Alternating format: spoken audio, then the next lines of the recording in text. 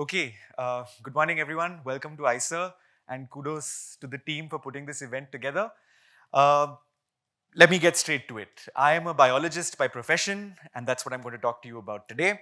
But before I start talking to you about biology, let me confess that biologists love labels. Right? We love complicated names. We come up with all sorts of complicated terms to describe best the little sub-discipline of biology that we all study. Right? But biologists essentially, irrespective of what label he or she is hiding behind, is essentially interested in studying one thing, right? Trying to understand life. We all want to know what it means for an organism to be living, what allows this organism to continue to live, what life used to be like in the past, what it's like today, and what it's likely to be in the future, right? And like all fundamental things, life is incredibly hard to define, but it's very easy to describe. And so that's the route that we typically take. We like to describe life. We like to understand it by looking at its properties, right? And one of the most ironically unchanging properties of life is its ability to keep changing, right? So what life does all the time is exist in a state of dynamism, constant flux, everything is always changing. And what's amazing about these changes is that they're occurring at all levels of organization, right? So they're occurring at the level of proteins moving around inside the cells of your body, performing various functions. They're working at the levels of cells, constantly pulling and pushing stuff in and out of them to ensure that they work the way they're supposed to. These changes are constantly occurring at the level of tissues, cells coming together to form structures that perform specific functions, which are constantly being remodeled in your body. And they're also occurring at the level of the organism. You, as an individual, are also constantly changing. You're responding to the environment, both internal and external, and you're modifying your behavior, your metabolism, your physiology to suit a particular kind of environment, right? These kinds of changes are also constantly occurring at the level of communities, which means organisms coming together to perform collective activities. The TEDxIISERPune event, for example, is a community, which is a dynamic community, right? People are going to come, people are going to leave, people are going to come and talk, people are going to sit and be part of the audience. And so all biological entities are constantly in this state of flux, right? So what biologists really spend all of their time doing is trying to understand how living systems maintain this dynamism, right? And how do they regulate this dynamism? Because you can't let things run unregulated in a living organism. But as you can imagine, change of any kind, particularly change that occurs with respect to time, is incredibly hard to pin down simply because it's constantly changing, right? And so, to just give you an idea of the kind of complexity that one is dealing with, changes like this, proteins, flopping around in a cell, are occurring over time frames of about nanoseconds, right? Whereas, let's say, humans evolving from apes is something that took millions of years to occur, right? So a biologist is not only trying to capture change at these multiple levels of organization, but is also dealing with these vastly different time frames, right? Nanoseconds to millions of years, okay? And the bane of looking at change in biology is that when presented with something biological, a biologist must look at it in the context of the changes that this entity has been through. For example, if I were to show you a flower, it would be really easy to describe this flower in its current state, right? Its shape, its size, its color, so on and so forth. But a biologist must look at this flower and try to imagine what this flower will be once it's fertilized. It's going to turn into a fruit, right? This flower also used to be a mass of cells that looked nothing like a flower and could in principle have given rise to pretty much any organ in a plant, right? This flower, evolutionarily speaking, wasn't a flower at all. It was just a group of cells that performed some completely different function, which have been shaped into its current form to serve a certain kind of property or a function that this organ of the plant is supposed to play. And so a biologist really can never dissociate from this constant change that biological systems are undergoing. And of course, in addition to this slightly academic question of understanding life, understanding change in biological systems also has its advantages in improving human health. For example, an oncologist trying to prescribe treatment for a tumor will need to know what this tumor is going to look like over the next year if left untreated, right? Where this tumor came from, what it used to look like, how fast it got to the point where it's gotten now, so that the treatment regimen that is prescribed can be most effective. And so essentially understanding changes in biology have academic value, and of course also in improving our day-to-day lives. Right. So, having established that change is the only constant in biology, how does a biologist then capture change? How does a biologist try to understand change? Well, we do it much in the same way that a filmmaker, for example, tries to capture motion, right? We essentially just take snapshots, right? And if you take enough snapshots, you should have a fairly complete image, a fairly complete picture of the biological entity that you're trying to study.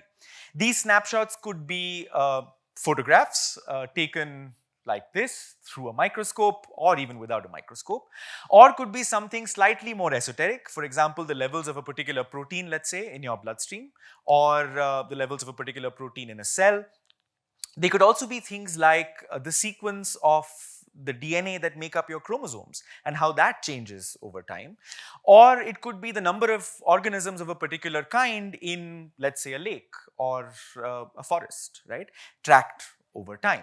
And so these snapshots, depending on what the kind of question is that is being asked, can be of a variety of kinds, but essentially they're snapshots, right? And they need to be strung together over time to make sense of the biological system as such.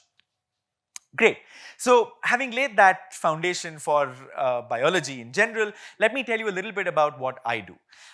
So I have a laboratory here at TEDxIISERPune, and I am essentially a microbiologist, which means that I study bacteria. I study primarily bacteria. And what I'm really interested to know is how bacteria undergo transformation from being antibiotic susceptible or antibiotic sensitive to antibiotic resistant, right? Now, several of you will know that antibiotic resistance or antimicrobial resistance is a burning biomedical problem today. Infectious agents that we could tackle about 10 or 20 years ago very easily with antibiotics. Today, we simply can't because several of those antibiotics have stopped working against these bacteria, right? And trying to understand how bacteria undergo this transformation is therefore potentially going to help us to slow this transformation down, right? So how do bacteria go from being drug sensitive to drug resistant? Well, turns out that this process is essentially akin to what one calls Darwinian evolution, right? Where a population of bacteria which are drug sensitive to begin with, sensitive to the antibiotic to begin with, when exposed to the antibiotic, eventually become drug resistant, right?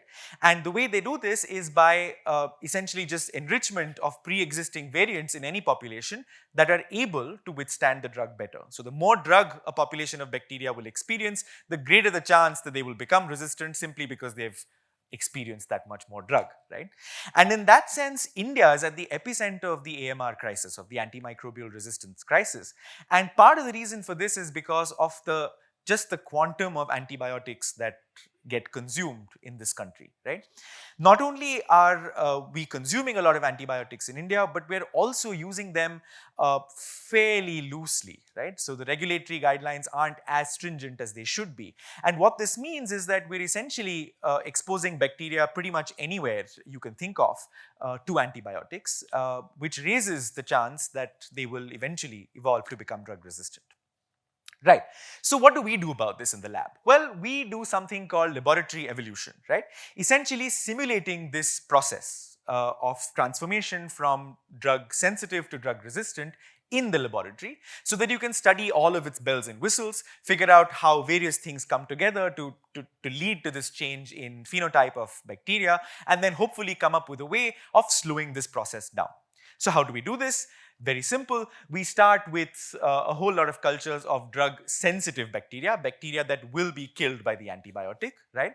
And then over time, because time is the only constant that we have under our control, we expose these bacteria to various kinds of antibiotics in various different ways to be able to mimic all of the different niches where bacteria may encounter antibiotics, right? And these are incredibly variant. These are incredibly variable, as I'll tell you in the next slide. And we continue to do this until these populations that we started off with, which remember were drug sensitive, have become drug resistant, right? Now what we do is a little bit of detective work. We essentially trace back how this process occurred, and one can ask all sorts of interesting questions. Was there a single step process? Was it a single step that took the bacterium from drug sensitive to drug resistant? Were there multiple steps involved, right? How do changes in genes, how do changes in the sequence of the DNA that makes up the genetic material of these bacteria, how does that correlate with this change in drug sensitivity to drug resistance? One can also ask how environmental factors, factors other than drugs, contribute to this process, right? And finally, of course, are there ways by which we can slow this process down? And that's really the final goal of all of these endeavors.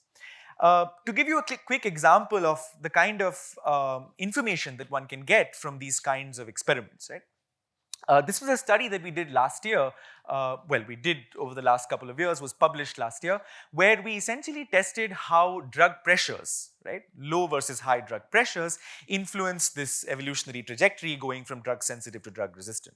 So what do I mean by low and high pressures? Well, high drug pressures are typically high drug concentrations that are therapeutic, that are used to kill bacteria. These are the kinds of concentrations that bacteria would experience, let's say, in your body when you're consuming the antibiotic as treatment, right? On the other hand, low drug pressures usually are produced when drug concentrations are much lower than the lethal concentration of the drug, or when drug exposure isn't continuous, right? And these kinds of environments bacteria will face in natural reservoirs, for example, soil, in water where there's antibiotic contamination, right? Or even in your body when you stop consuming antibiotics before the course is supposed to have been completed, right? And drug concentrations taper off. So we were essentially asking how these two kinds of conditions change this transformation from drug sensitive to drug resistant. And what we found was pretty remarkable. Turns out that when you have very high drug pressures, drug resistance does evolve. But it evolves as a single step, leading to a very heterogeneous mixture of bacteria which are resistant to either high, intermediate, or low levels of antibiotics. So you have all sorts of resistant mutants that you can isolate. When you have low drug pressures, however, turns out that this process is not a single step process, right? It's a multiple step process involving these intermediates, which we call drug tolerant bacteria, which actually are only good at handling low concentrations of drug, the concentrations that they were facing when they were undergoing this process of transformation. But what's really scary about these intermediates is that when they do evolve drug resistance, they actually only evolve resistance to extremely high concentrations of drug, which essentially means that imagine a bacterium that's swimming around in a water body facing extremely low concentrations of antibiotic. It's likely that this bacterium is going to evolve resistance to extremely high concentrations of the drug without ever having seen those high concentrations of the drug. And so if you're infected by one of these bacteria, chances are that this antibiotic is simply not going to work as a therapeutic anymore, right? And so what this really leads us to is a strong advocacy for what one calls antibiotic stewardship, right? We simply cannot be consuming the kinds of antibiotics that we are in all of the various ways that we are, because antibiotics are everywhere at various levels and various concentrations. And we may inadvertently actually be selecting for drug-resistant bacteria outside the human body, in the soil, in the water that we're drinking, in all sorts of places, right? Anyway, all right. So let me quickly wrap up and summarize what I've told you today. So I've tried to convince you that biology is essentially an obsession with change, right? We love looking at how biological systems are constantly changing, constantly dynamic, and understanding this dynamism of biological systems is part of understanding what it means for life to be called life, right? These changes are inevitable and they're necessary because biological systems must constantly change in order to adapt to the various environments that they're challenged by. What I've told you through a snippet of my work is that the path that biological systems take to change is just as important as the end point, right? We need to understand how these changes occur rather than just what that change is. right? And finally, one can very easily, if one puts one's mind to it, link micro and macro level changes in biology together, right? Changes occurring at the molecular levels, changes occurring at the cellular levels, at the organismal level, and so on and so forth. And a complete picture of life, of biology, is only possible if we put all of these together. I just want to leave you with a thought, which is that, human beings are also part of biology, right? And so the same forces that are constantly changing all other biological entities are also constantly changing us, right? And so if we're going to understand ourselves, we need to take this into account, and we need to be cognizant of all the diversity and plurality that these biological forces of change are generating in human beings as well. Thank you so much.